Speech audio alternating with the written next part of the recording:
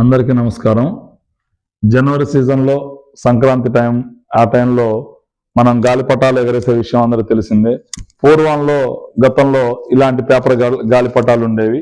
ఈ గాలిపటాలతోటి ఎంతో ఆహ్లాదకరంగా సంతోషంగా పిల్లలందరూ ఆడుకునేది. గతంలో పేరెంట్స్ కూడా హ్యాపీగా కొనిచ్చేది, ఇప్పుడు కొనిస్తూనే ఉన్నారు.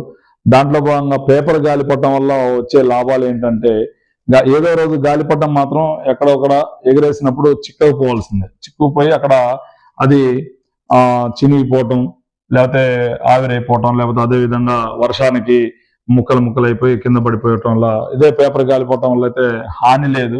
సమాజానికి, ప్రకృతికి, అదే విధంగా పర్యావరణానికి ఎటువంటి హాని లేదు. అది ఇప్పుడు కొత్తగా సంస్థలు వాళ్ళ లాభాల కోసం ప్లాస్టిక్ గాలిపటాలు, ప్లాస్టిక్ కవర్లతోటి ఏర్పాటు చేయటం జరిగింది. ఇప్పుడు ఈ గాలిపటం ఎగరటం వల్ల ప్రకృతికి, పర్యావరణానికి ఎంతో నష్టం ఉంది. ఈ ప్లాస్టిక్ కవర్ తో తయారు చేసే గాలిపటాలు మీరు కొనకుండా తల్లిదండ్రులు కొనిచ్చేటప్పుడు పిల్లలకు కూడా పేపర్ గాలిపటాలు కొనిస్తారని చెప్పి కోరుకుంటూ, ఎంతో కొంత ప్లాస్టిక్ నివారణ మహాయజ్ఞంలో భాగస్థులయ్యి ప్లాస్టిక్ వాడకుండా ఉంటారని చెప్పి మిమ్మల్ని అందరినీ పేరు పేరున కోరుకుంటూ ప్లాస్టిక్ నివారణ మహాయజ్ఞం జయప్రదం చేద్దాం. శివ తిప్పర్తి, మీ శ్రేయభిలాషి.